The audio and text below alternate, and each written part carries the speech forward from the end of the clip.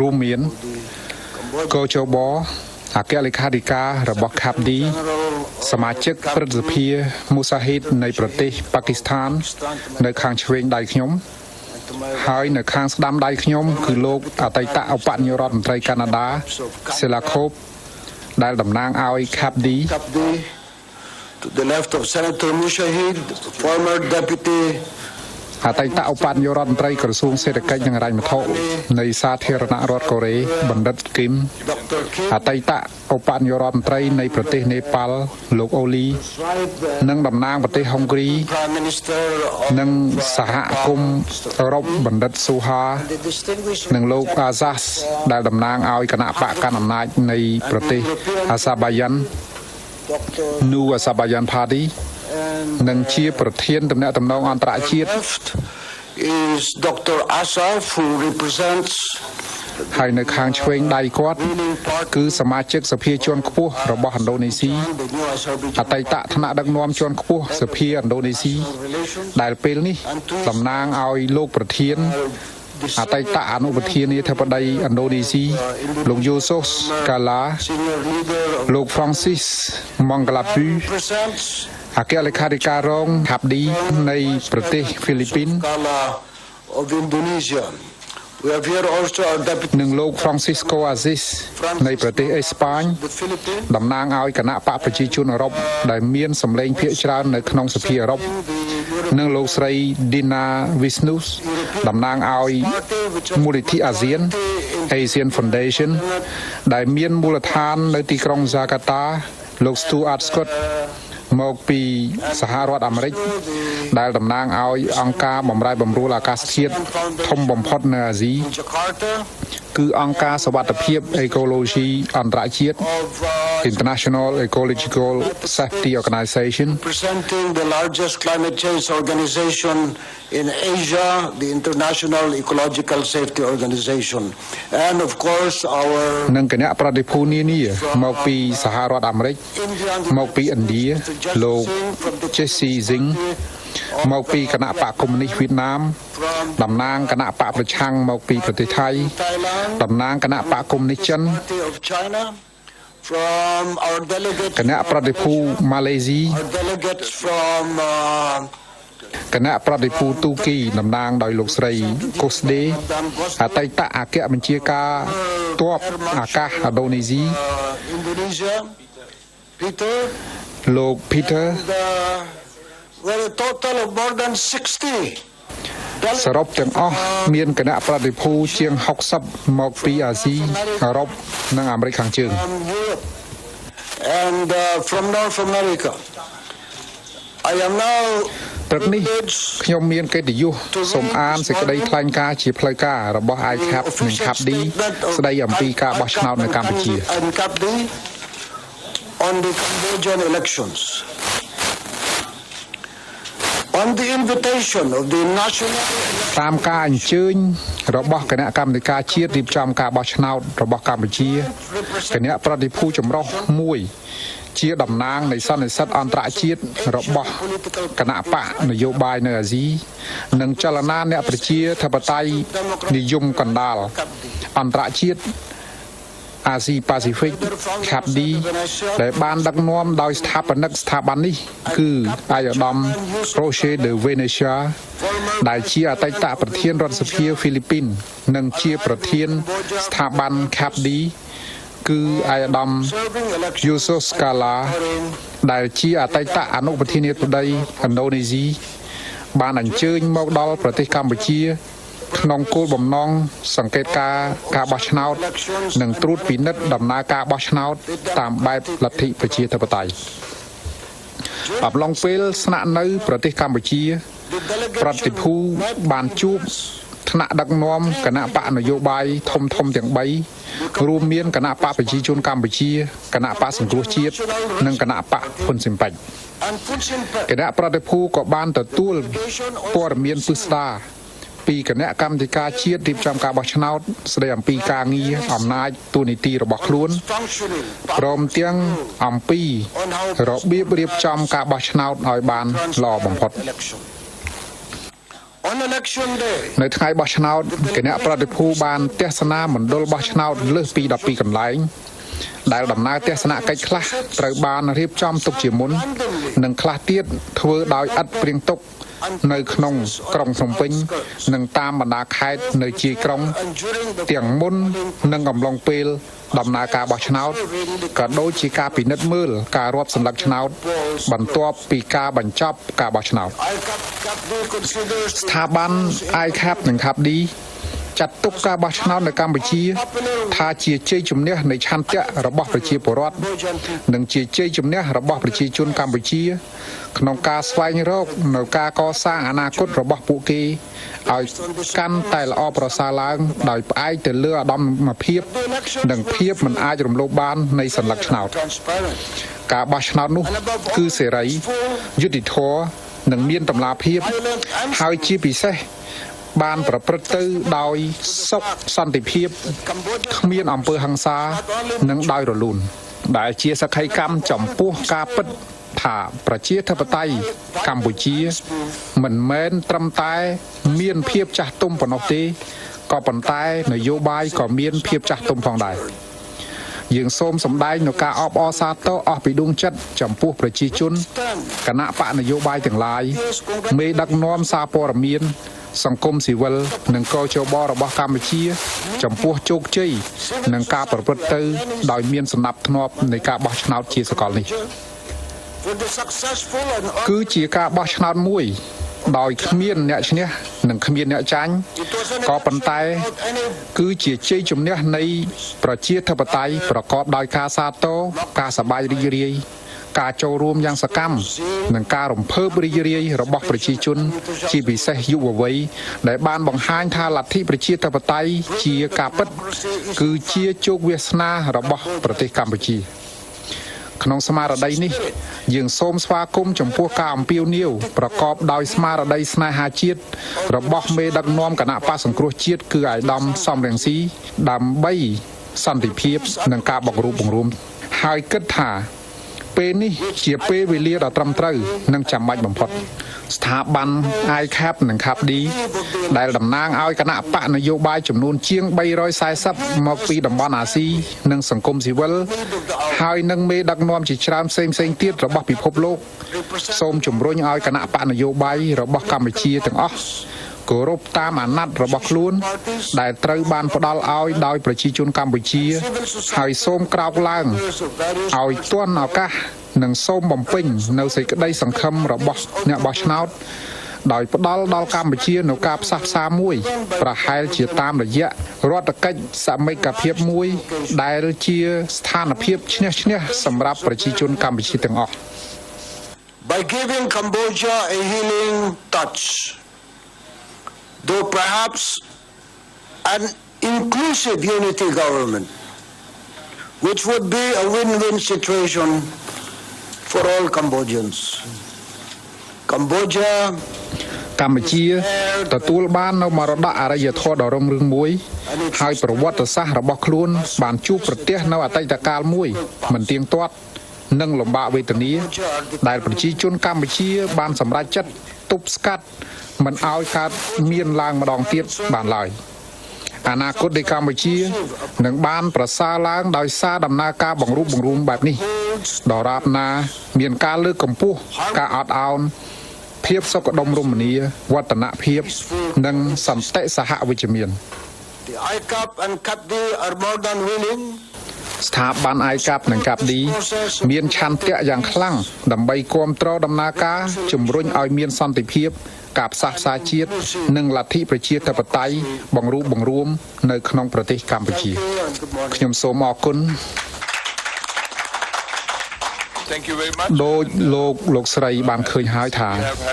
យើងមានតំណាងប្រតិភូជាច្រើនដែលបានមកសង្កេតការណ៍យើងយល់ថាការបោះឆ្នោតនេះមានលក្ខណៈជាប្រវត្តិសាស្ត្រនៅកម្ពុជាប្រហែលការប្រកួតប្រជែងនិងមានការផ្លាស់ប្ដូរនៅពេលអនាគតព្រោះថានេះគឺជាការបោះឆ្នោតលើកដំបូងបំផុតនៅក្នុងប្រវត្តិសាស្ត្រនៅកម្ពុជាដែលមានអ្នកបោះឆ្នោតជិត 40% មានអាយុក្រោម30ឆ្នាំ ដែលនេះ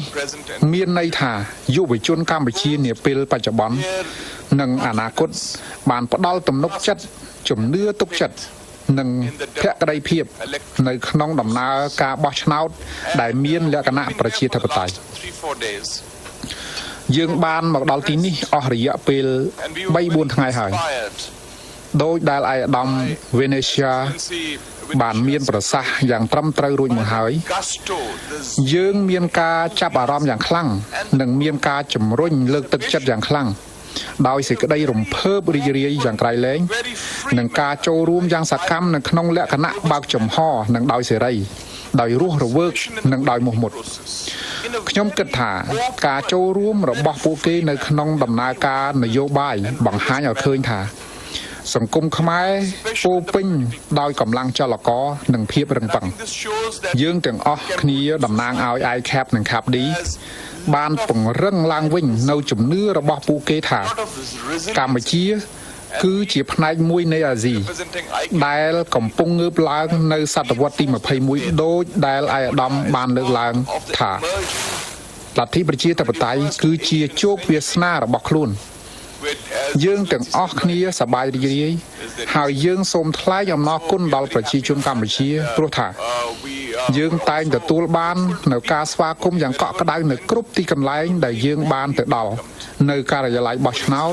ពីសំណាក់អ្នកបោះឆ្នោតគណៈបកនយោបាយពាក្យថាសមិទ្ធភាពគឺមានសារៈសំខាន់ណាស់ពីព្រោះយើងសហការជាមួយគ្នាដើម្បីសន្តិភាពនិងការផ្សះផ្សាហើយសេចក្តីថ្លែងការណ៍ដែលធ្វើដោយលោកសំរងស៊ីដែលទទួលយកនិងបោះជំហានទៅមុខដើម្បីសន្តិភាពនិងការផ្សះផ្សាហើយភាគីដទៃទៀតក៏ធ្វើសេចក្តីថ្លែងការណ៍ដូចគ្នាដែរយើងមានសេចក្តីរំភើបរីករាយយ៉ាងខ្លាំងនៅអ្វីដែលយើងបានឃើញសូមអរគុណខ្ញុំគ្រាន់តែសូមបន្ថែមថាថ្នាក់ដឹកនាំនៅក្នុងគណៈបកប្រជាជនកម្ពុជាតែបានជួបប្រជុំនៅក្នុងរយៈពេលប្រមាណម៉ោងឬប្រមាណនាទីមុននេះបានទទួលស្គាល់លទ្ធផលនៃការបោះឆ្នោតទោះជាមានអ្នកចាញ់ឬអ្នកឈ្នះក៏ដោយគ្រប់គណៈបកនយោបាយទាំងអស់រួមទាំងគណៈបកហ៊ុនស៊ិនប៉ិចដែលខ្ញុំយល់ថាមានមួយអាសនៈក៏ទទួលស្គាល់លទ្ធផលនេះដែរតែចំណុចនេះមួយខ្ញុំក៏មិនច្បាស់ដែរពីព្រោះថាយើងមិនបានទទួលព័ត៌មានពីគណៈបកហ៊ុនស៊ិនប៉ិចទេតែរហូតមកដល់ពេលនេះយើងបានឮសេចក្តីថ្លែងការណ៍របស់លោកសំរងស៊ីប្រភពជាន់ខ្ពស់មួយបានប្រាប់យើងប្រមាណនាទីមុននេះថាកិច្ចប្រជុំរបស់ CPP កំពុងប្រព្រឹត្តទៅហើយ CPP ទទួលស្គាល់លទ្ធផលនៃការបោះឆ្នោត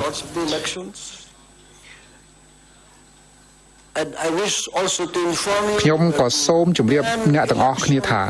ប្រធានគណៈកម្មការបោះឆ្នោតទាំង10មកពីប្រទេសទាំង10នៃសមាជិកអាស៊ានត្រូវបានអញ្ជើញមកភ្នំពេញ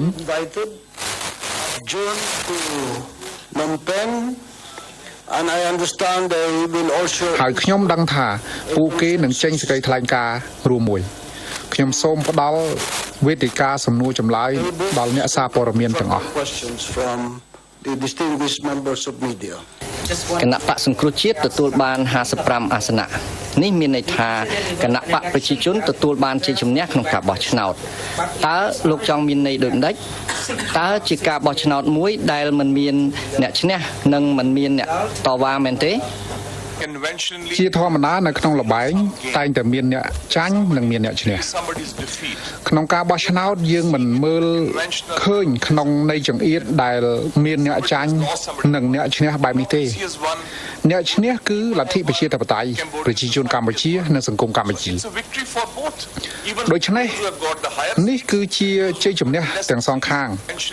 បើទោះបីជាម្ខាងបានអាសនៈច្រើនបំផុតហើយម្ខាងទៀតទទួលបានអាសនៈតិចជាងក៏ដោយព្រោះថាអ្វីដែលសំខាន់បំផុតនោះគឺជាដំណើរការនៃការបោះឆ្នោតមិនមែនជាគណៈបកនយោបាយនិងមនុស្សនោះទេពលគឺដំណើរការបោះឆ្នោតនោះទេជាអ្នកឈ្នះនៅក្នុងស្មារតីនេះហើយទើបយើងនិយាយថាដំណើរការនៃការបោះឆ្នោតមានសារៈសំខាន់ជាងគេបំផុតហើយបន្ទាប់មកគឺគណៈបកនិងប្រជាជន process is ហើយនៅក្នុងដំណើរការនេះប្រសិនបើនៅតែបន្តមានគណៈបកនិងប្រជាជននោះត្រូវតែមានលក្ខណៈសាមគ្គភាពដោយផ្អែកលើសន្តិភាពនិងការផ្សះផ្សា ខ្ញុំចំណាយពេល11ឆ្នាំនៅក្នុងគណៈបកប្រឆាំងនិង11ឆ្នាំនៅក្នុងរដ្ឋាភិបាលការបោះឆ្នោតលើកទី1ខ្ញុំជាសមាជិករបស់គណៈបកមួយដែលទទួលបរាជ័យយ៉ាងធ្ងន់ធ្ងរនៅក្នុងប្រវត្តិគណៈបកនយោបាយរបស់ខ្ញុំប៉ុន្តែមានក្រុមសំខាន់មួយរបស់សមាជិកសភាដែលទទួលបានជោគជ័យហើយយើងបានរួមគ្នាដើម្បីបង្កើតរដ្ឋាភិបាលនៅក្នុងនយោបាយប្រសិនបើយើងមើលតាមគំរូដែលយើងបានឃើញកាលពីម្សិលមិញនៃការបោះឆ្នោតដោយសន្តិវិធីពោលគឺការបោះឆ្នោតនីតិកាលទី5ដែលមានលក្ខណៈប្រជាធិបតេយ្យនៅក្នុងប្រទេសមួយដែលមានប្រវត្តិនៃសង្គ្រាមស៊ីវិលនិងអំពើប្រល័យពូជសាសន៍នោះគឺជាជោគជ័យជាពិសេសបានទៅដល់យុវជនព្រោះថាប្រជាជនកម្ពុជាបានចូលរួមនៅក្នុងចំនួនយ៉ាងច្រើនដោយដែលឯកឧត្តម José de Venecia និងលោក Said បានលើកឡើងដូច្នេះប្រសិនបើខ្ញុំស្ថិតនៅក្នុងគណៈបកនយោបាយណាមួយខ្ញុំយល់ថានេះជាជោគជ័យរបស់គណៈបកខ្ញុំព្រោះថាមានកំណើននិងមានការចូលរួមរបស់អ្នកចំនួនថ្មីហើយនេះមានអត្ថន័យយ៉ាងធំធេងសម្រាប់លទ្ធិប្រជាធិបតេយ្យ យើងយល់ឃើញថាកម្ពុជាមានប្រវត្តិសាស្ត្រនិងបទពិសោធន៍ពិសេសដោយឡែករបស់ខ្លួនអាចថាមានលក្ខណៈពិសេសនៅក្នុងកំណត់ត្រាប្រវត្តិសាស្ត្រនៃប្រទេសតន្ត្រីលោកកាលពីម្សិលមិញហើយនឹងម្សិលមួយថ្ងៃពួកយើងមួយចំនួនបានទៅទស្សនាមជ្ឈមណ្ឌលស21និងមជ្ឈមណ្ឌលប្រឡាយពូជសាសន៍វាមានសភាពអាក្រក់ក្រៃលែងនិងគួរឲ្យភ័យខ្លាចជាប្រភេទអ ுக ្រិតកម្មមួយដែលបានកើតឡើងកន្លះចំនួនមុននៅក្នុងប្រទេសនេះពីឆ្នាំ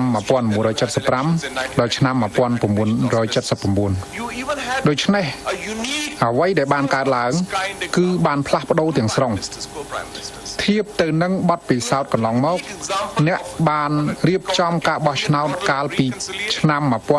1993ក្រោមការត្រួតពិនិត្យដោយអង្គការសហប្រជាជាតិអ្នកមានឧទាហរណ៍មួយកាន់តែពិសេសទៅទៀតដែលមាននាយករដ្ឋមន្ត្រី2សហនាយករដ្ឋមន្ត្រីអ្នកមានឧទាហរណ៍ពិសេសដែលគេហៅថាជាគំរូកម្ពុជានៃការផ្សះផ្សាពលគឺយោធាពី4ភាគីបានធ្វើសមរណកម្មបញ្ចូលទៅជាមួយភាគីបន្ទាប់ពីសង្គ្រាមស៊ីវិលរ៉ាំរ៉ៃបន្ទាប់ពីការអន្តរាគមន៍ពីបរទេសនិងបន្ទាប់ពីការធ្វើសង្គ្រាមយ៉ាងច្រើនខ្ញុំយល់ឃើញថាឧទាហរណ៍នេះមានជាមួយប្រទេសនេប៉ាល់គឺជាមួយនឹងយោធាម៉ៅនិយមដូចនេះកម្ពុជាមានឱកាសពិសេសសម្រាប់ភាពស្អិតរមួតជាមួយគ្នាកិច្ចសហប្រតិបត្តិការធ្វើការជាមួយគ្នាដូច្នេះយើងយល់ឃើញថាដំណើរការមានសារៈសំខាន់ណាស់ដែលគ្រប់ភាគីធ្វើការជាមួយគ្នាហើយយើងមានសេចក្តីសប្បាយរីករាយណាស់ដែលមានសេចក្តីថ្លែងការណ៍ចេញមកពីគណៈបកធំដែលពង្រឹងបន្ថែមនៅអ្វីដែលយើងកំពុងនិយាយទោះបីជាចេញមកពីសំរងស៊ីឬ CPP ក៏ដោយ សូមគោរពតំណាងប្រទេសទាំងអស់និងក្រុមសង្កេតការណ៍មានព័ត៌មានជាច្រើនអំពីកំហុសជាយថាហេតុនៅក្នុងការបោះឆ្នោតនេះដែលមានចាប់ពីបញ្ជីឈ្មោះបោះឆ្នោតបញ្ហាធំនោះគឺថាទឹកខ្មៅបើទោះបីជាកោជបថាលុបមិនជ្រះក៏ដោយប៉ុន្តែកាសែតភ្នំពេញប៉ុស្តិ៍និងរូបភាពវីដេអូតាមអ៊ីនធឺណិតជាច្រើនបង្ហាញថាទឹកខ្មៅនេះអាចលុបជ្រះតែក្នុងរយៈពេលពី3នាទីប៉ុណ្ណោះប៉ុន្តែគេអាចប្រើប្រាស់នៅសារធាតុផ្សេងក៏មិនដឹង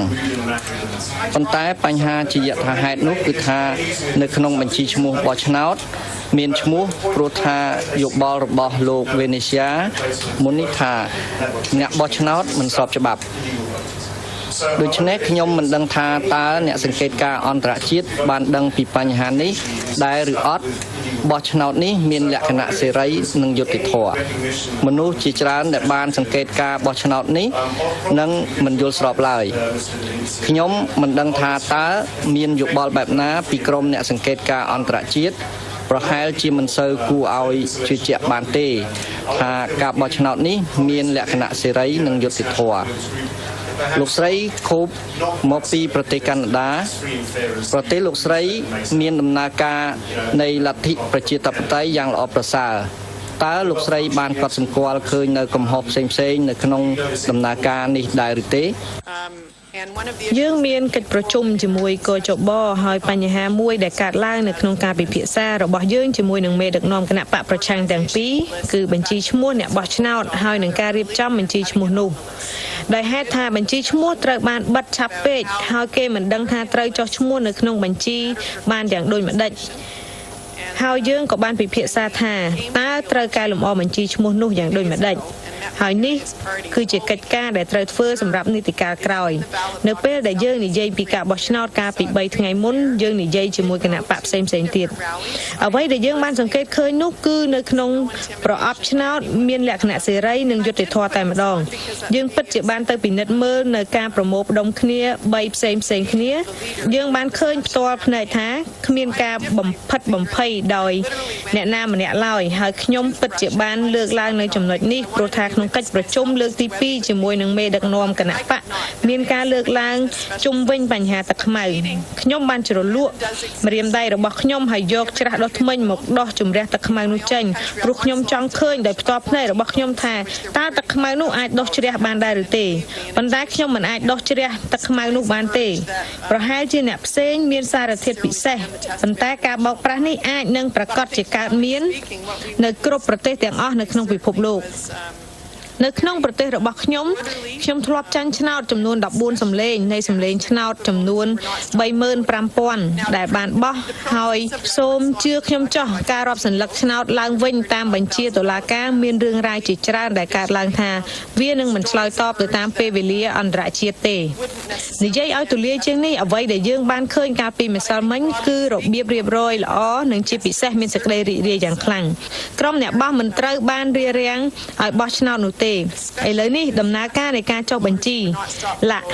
កជបបានទទួលស្គាល់ថាមានបញ្ហានៅក្នុងឯកសារដែលបានផ្ញើមកឲ្យយើង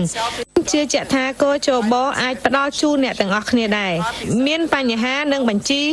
បោះឆ្នោតនៅចន្លោះតួលេខ 9% ដែលកជបទទួលស្គាល់និងតួលេខរបស់ Confrel និង NDI នៅចន្លោះពី10ទៅ 12% ប៉ុន្តែម្សិលមិញនៅការិយាល័យបោះឆ្នោតមួយស្ត្រីម្នាក់បានអះអាងថាគាត់បាត់សិទ្ធិបោះឆ្នោតនោះបានបញ្ជាក់ថាគាត់ធ្លាប់មានឈ្មោះនៅក្នុងបញ្ជីឈ្មោះបោះឆ្នោតប៉ុន្តែគាត់បានសម្គាល់ខ្ញុំធ្លាប់មានបទពិសោធន៍ផ្ទាល់ខ្លួននៅពេលដែលអ្នកគាំទ្រម្នាក់បានទៅបោះឆ្នោតតែមិនបោះឆ្នោតបានហើយមានវិធីជាច្រើនដើម្បីដោះស្រាយបញ្ហានេះមានវិធីមួយគឺត្រូវកែលម្អបញ្ជីឈ្មោះតាមផ្លូវច្បាប់ដែលអនុញ្ញាតឲ្យចុះឈ្មោះក្នុងបញ្ជី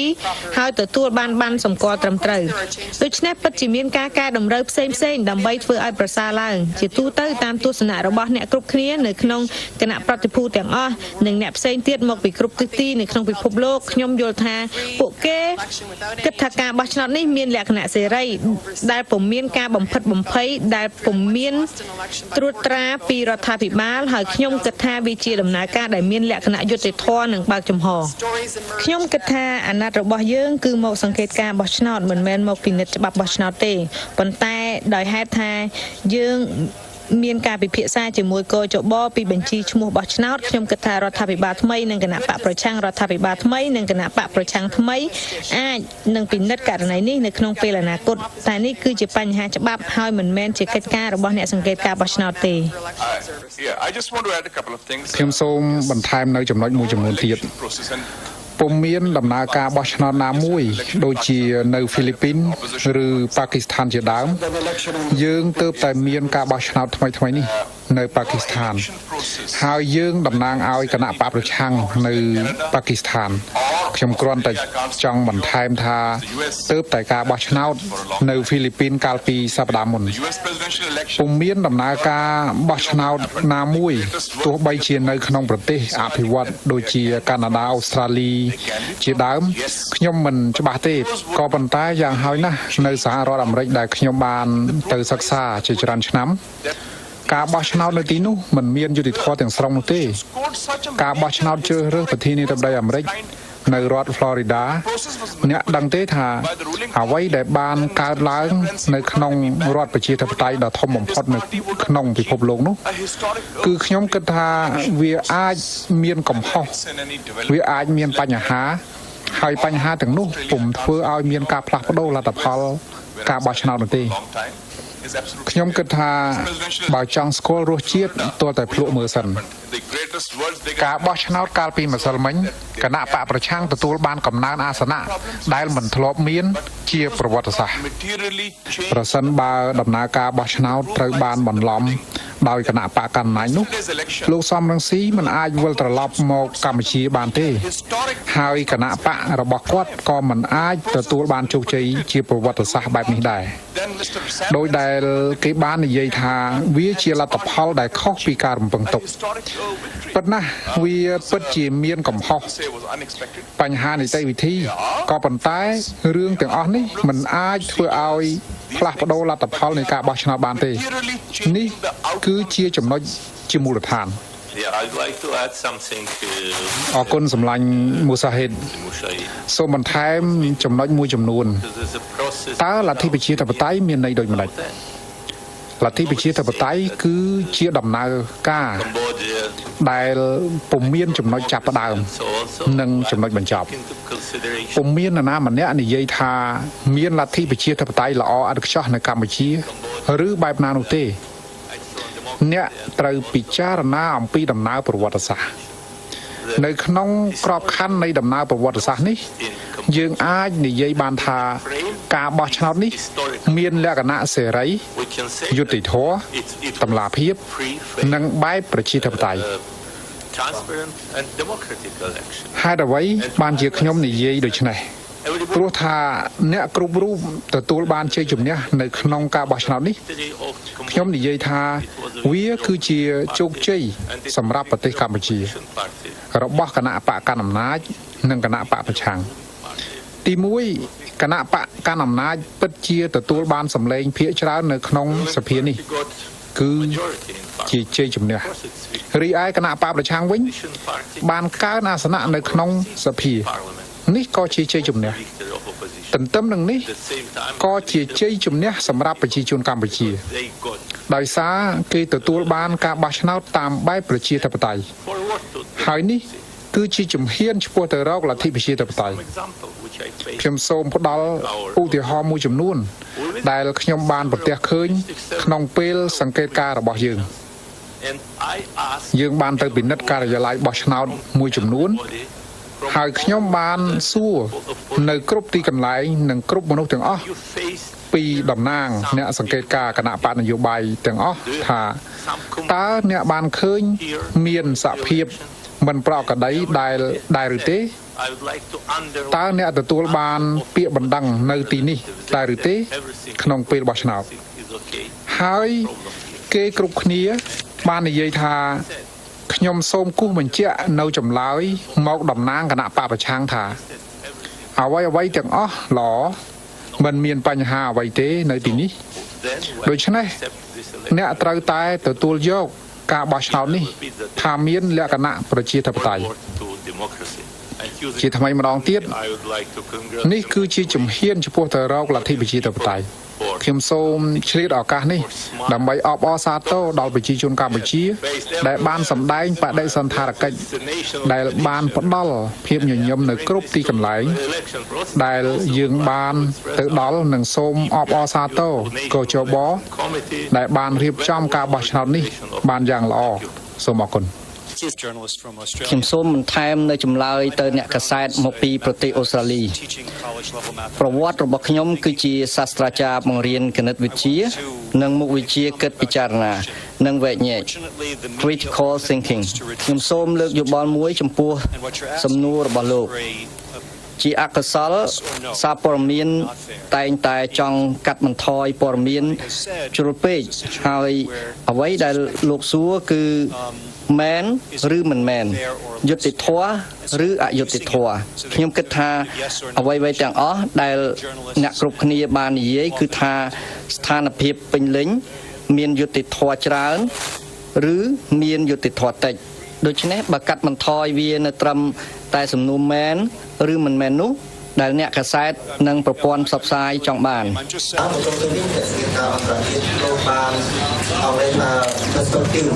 ដែលទូរស័ព្ទវិស័យនឹងបានដឹងយកទៅថា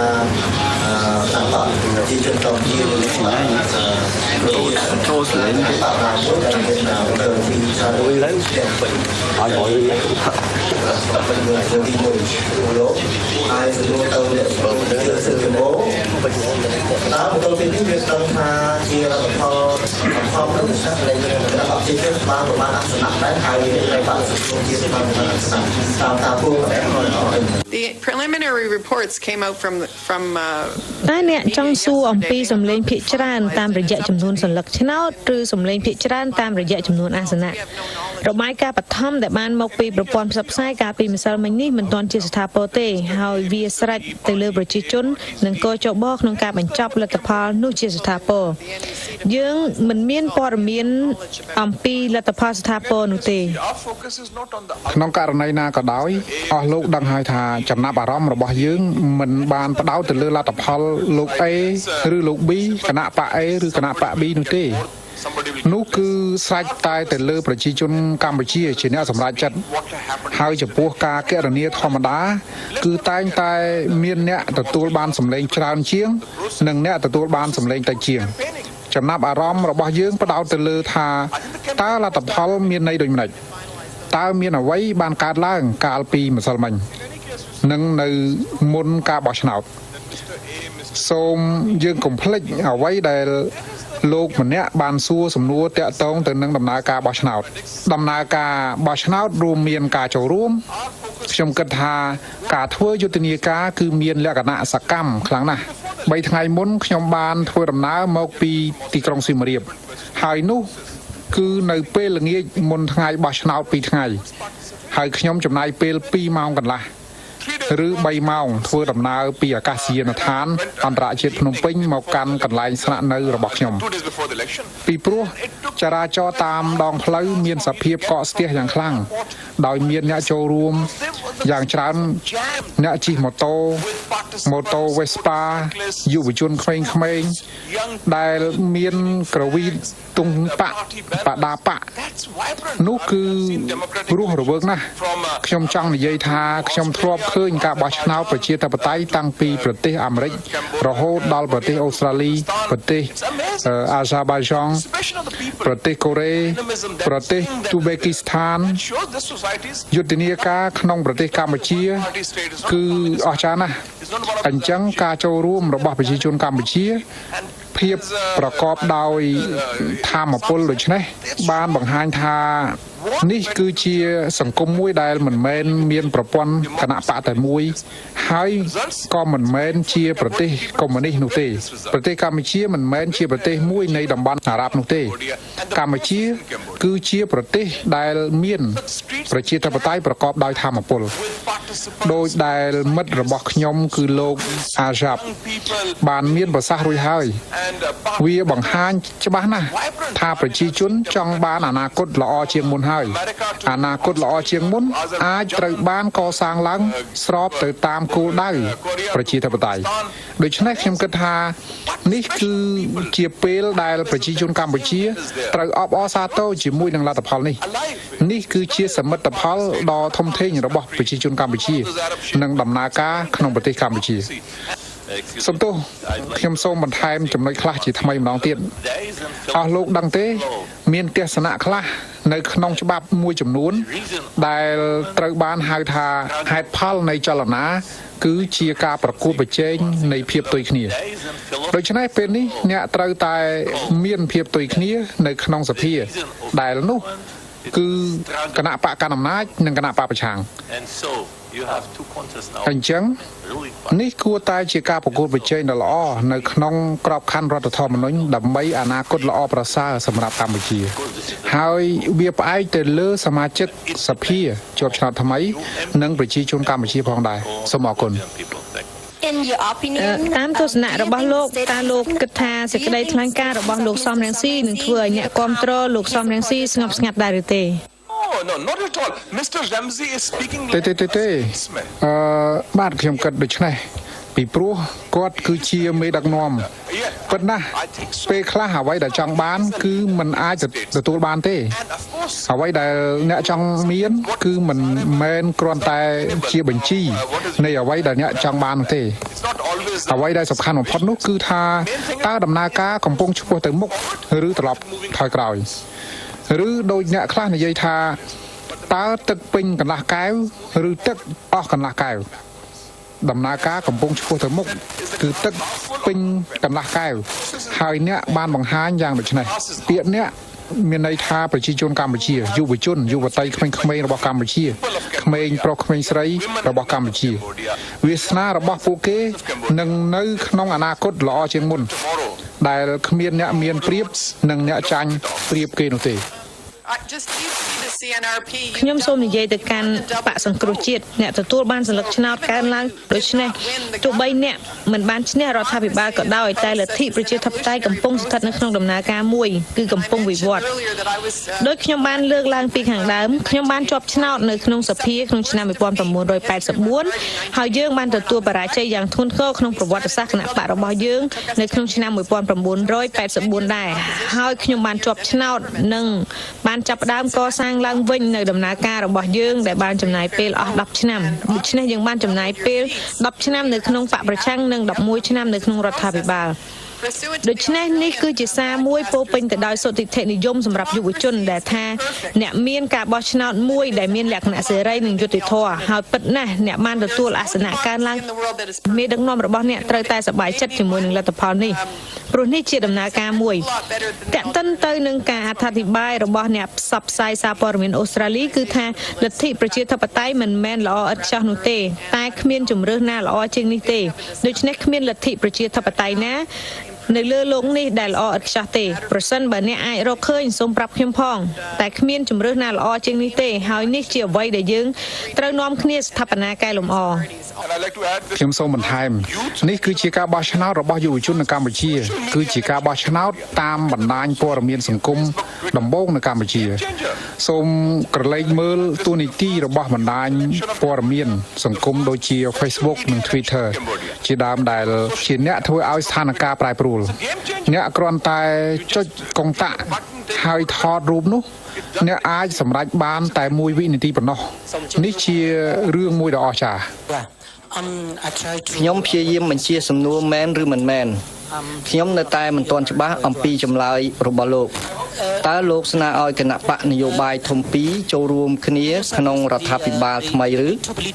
ព្រោះក្នុងលទ្ធិប្រជាធិបតេយ្យយើងត្រូវការបកប្រឆាំងស្ថិតនៅខាងក្រៅដើម្បីរិះគន់រដ្ឋាភិបាលប្រសិនបើលោកចង់ឲ្យគណៈបកសង្គ្រោះជាតិចូលរួមក្នុងរដ្ឋាភិបាលដូច្នេះលទ្ធិប្រជាធិបតេយ្យមិនដំណើរការទេតើលោកយល់យ៉ាងណាដែរពាក្យថាឯកភាពមិនមែនគ្រាន់តែបង្រួមគ្នាធ្វើរដ្ឋមន្ត្រីនោះទេឯកភាពគឺជាការបែងចែកការទទួលខុសត្រូវក្នុងតំណែងរដ្ឋមន្ត្រី portfolio ឬក៏តំណែងផ្លូវការណាមួយឯកភាពគឺជាការឯកភាពគំនិតសម្រាប់អនាគតកម្ពុជាមានបញ្ហាជាច្រើនទៀតអ្វីដែលយើងផ្ដោតជាសំខាន់នោះគឺមតិឯកច្ឆន្ទជាតិមួយ National Consensus សម្រាប់អនាគតកម្ពុជាដោយផ្ដោតលើបញ្ហាដើម្បីសុខុមាលភាពរបស់ប្រជាជនកម្ពុជានៅក្នុងដំណើរការនេះវាជាកតេបណ្ឌិតនៃថ្នាក់ដឹកនាំកម្ពុជាដែលជាអ្នកសម្រេចចិត្តដោយឈលលើមូលដ្ឋាននោះតើរដ្ឋកិច្ចសមេកភាពឬអាស្រ័យលើពួកគេវាមិនអាស្រ័យលើយើងជាអ្នកសម្រេចនោះទេយើងមិនដាក់ការសម្រេចចិត្តណាមួយទេយើងគឺជាមិត្តភ័ក្តិរបស់កម្ពុជារបស់ប្រជាជនកម្ពុជាទាំងអស់14-15 លាននាក់ហេតុអ្វីមិនបានបើពួកគេមានឯកភាពហេតុអ្វីមិនបានខ្ញុំបានស្នើដល់លោកសំរងស៊ីខ្ញុំមានសិទ្ធិលើកឡើងបញ្ហានេះក្នុងនាមជាមិត្តភ័ក្តិគឺថាសូមមានគំនិតល្អសម្រាប់រឿងដ៏ល្អមួយក្នុងនាមជាមិត្តភ័ក្តិខ្ញុំលើកឡើងដូច្នេះគឺគ្មានបញ្ហាតើលទ្ធិប្រជាធិបតេយ្យអាចល្អយ៉ាងម៉េចទៅព្រោះសូមកុំព្យាយាមពិភាក្សាវែងឆ្ងាយអីដើម្បីយើងបានពិសាអាហារសម្រន់របស់យើងទាំងអស់គ្នា លោកបានលើកឡើងនៅចំណុចស្របច្បាប់មួយកិច្ចការរបស់យើងនៅទីនេះគឺដើម្បីផ្ទៀងផ្ទាត់មើលថាតើការបោះឆ្នោតនេះប្រព្រឹត្តទៅដោយសេរីនិងយុត្តិធម៌ឬយ៉ាងណាហើយខ្ញុំបានឃើញសេចក្តីថ្លែងការណ៍នេះសេចក្តីថ្លែងការណ៍នេះគឺជាការលើកឡើងជាវិជ្ជមានមួយពីបណ្ដាមិត្តភ័ក្តិតែវាមិនមែនជាការបង្គាប់បញ្ជាសម្រាប់រដ្ឋាភិបាលកម្ពុជាថ្មីនោះទេខ្ញុំដឹងហើយតែពាក្យរដ្ឋាភិបាលឯកភាពនៅទីនេះដែលខ្ញុំចង់ឲ្យលោកបញ្ជាក់ឲ្យច្បាស់ខ្ញុំសូមជូនពរពួកគេឲ្យមានសុខភាពល្អហើយខ្ញុំចង់ឲ្យអ្នកទាំងអស់ធ្វើការរួមគ្នាដើម្បីអនាគតកាន់តែប្រសើរសម្រាប់ប្រទេសកម្ពុជារបស់អ្នកប្រជាជនសង្ឃឹមថាលទ្ធផលនេះនឹងផ្ដល់ចំណុចចាប់ផ្ដើមមួយសម្រាប់ការឯកភាពនៅក្នុងប្រទេសហើយមិនសំខាន់សម្រាប់បកនយោបាយនោះទេដូច្នេះយើងមិនចង់ឲ្យឃើញមានអំពើហិង្សាយើងចង់ឃើញលទ្ធផលវិជ្ជមានប្រជាជនដឹងថានេះគឺជាជំហានល្អមួយឆ្ពោះទៅកាន់សភាថ្មីពីទស្សនៈផ្សេងយើងសូមលើកទឹកចិត្តប្រជាជនឲ្យមើលឃើញលទ្ធផលនេះជាវិជ្ជមានសម្រាប់ប្រជាជនទាំងអស់ដែលបានចំណាយពេលទៅបោះឆ្នោតប៉ុន្តែតាមអ្វីដែលខ្ញុំដឹងជាបឋមគឺថាចំនួនប្រជាជនទៅបោះឆ្នោតមានជាង 50% ដូច្នេះគណៈបកនយោបាយទាំងអស់ក៏ត្រូវមានកិច្ចការដែលត្រូវធ្វើដើម្បីឲ្យប្រជាជនចេញមកបោះឆ្នោតបានគ្រប់គ្នានេះជាបញ្ហាមួយសម្រាប់រយៈពេលវែងមិនមែនសម្រាប់តែយុវជនប៉ុណ្ណោះទេគឺសម្រាប់ប្រជាជនគ្រប់រូបសូមសំណួរចុងក្រោយតើលោកបានកត់សម្គាល់ឃើញចំណុចខ្លះទេអំពីយុទ្ធនាការបោះឆ្នោតដែលមានការរើសអើងប្រកាន់ពូជសាសន៍វៀតណាមដូច្នេះតើអ្នកយកឃើញបែបណាដែរនៅក្នុងយុទ្ធនាការនេះនិងសម្រាប់យុទ្ធនាការពេលអនាគតខ្ញុំគិតថានៅក្នុងការបោះឆ្នោតនេះយើងក៏គួរបែងចែកឲ្យច្បាស់រវាងវោហារសាស្ត្រនិងការពិត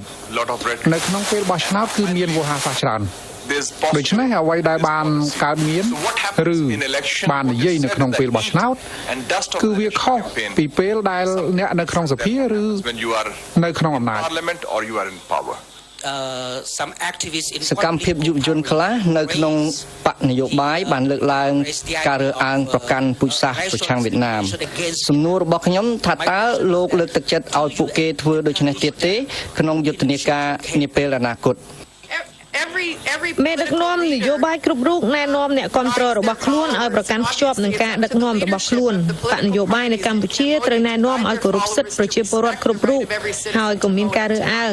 តែនោះមិនមែនជាការទទួលខុសត្រូវរបស់យើងទេ I wish to inform you that ICAP and CAPD ខ្ញុំសូមជម្រាបអស់លោកស្រីថា ICAP និង CAPD ត្រូវបានអញ្ជើញឲ្យចូលរួមនឹងសង្កេតការបោះឆ្នោតនៅមេស៊ីកូហើយយើងបានចូលរួមនៅក្នុងការសង្កេតការនោះជាជោគជ័យមួយយ៉ាងខ្លាំង We have also been invited យើងក៏ទទួលបានការអញ្ជើញឲ្យសង្កេតការបោះឆ្នោតនៅគីហ្គីស្ថាននៅខែក្រោយហើយនឹងទទួលបានការអញ្ជើញទៅសង្កេតការបោះឆ្នោតប្រធានាធិបតីនៅអាសេបៃយ៉ានក្នុងខែតុលាខាងមុខហើយនៅក្នុងការបោះឆ្នោតនៅប្រទេសនេប៉ាល់យើងបានរួមចំណែកយ៉ាងច្រើនជាមួយឧបនាយករដ្ឋមន្ត្រីនិងជាប្រធានគណៈបក Marxist Party នៅពេលនោះយើងបានចូលរួមចំណែកក្នុងដំណើរការនៅប្រទេសនេប៉ាល់ហើយអាវុធជាង 3,500 ដើមបានប្រគល់ឲ្យកងកម្លាំងជាតិនេប៉ាល់ពីកម្លាំងឧទាមទ័ពព្រៃប្រកាន់លទ្ធិម៉ៅនិយមហើយយុទ្ធជនជាង 3,000 នាក់បានចូលរួមជាមួយកងកម្លាំងជាតិនេប៉ាល់ទើបតែម្សិលមិញនេះទេមូលហេតុដែលលោកមិនបានមកចូលរួមជាមួយយើងនៅទីនេះព្រោះប្រធាន CAPD របស់យើងបានធ្វើដំណើរទៅទីក្រុងកូឡាឡាំពូកាលពីយប់មិញដើម្បីពិនិត្យមើលថាតើលោកអាចចូលរួមចំណែកយ៉ាងណាចំពោះដំណើរការសន្តិភាពនិងការផ្សះផ្សាជាតិនៅម៉ាឡេស៊ីរវាងគណៈបករបស់លោក Najib Razak នាយករដ្ឋមន្ត្រីនិងលោក Anwar Ibrahim the Prime Minister and Anwar Ibrahim. So we are active in moving ដូច្នេះយើងសកម្មក្នុងសកម្មភាពជាច្រើននៅអាស៊ីនេះជាបំណងរបស់យើងក្នុងការចូលរួមចំណែកនៅក្នុងកិច្ចការសន្តិភាពការផ្សះផ្សាជាតិនិងការអភិវឌ្ឍនៅក្នុងតំបន់ គណៈបកនយោបាយអាយខាប់ក៏បានជួយគាំទ្រលោកប្រធានាធិបតីអាគីណូនៅប្រទេសហ្វីលីពីនក្នុងការគាំទ្រក្របខ័ណ្ឌកិច្ចព្រមព្រៀងសន្តិភាពរវាងរដ្ឋាភិបាលកណ្ដាលនិងរណសិរ្សរំដោះអ៊ីស្លាម The Muslim Islamic Liberation Front. And the reason we are supporting that is because that's part មូលហេតុដែលយើងជួយគាំទ្រនេះគឺដោយសារនេះជាផ្នែកមួយនៃរបៀបវារៈរបស់យើងក្នុងការចូលរួមចំណែកក្នុងសន្តិភាពការផ្សះផ្សា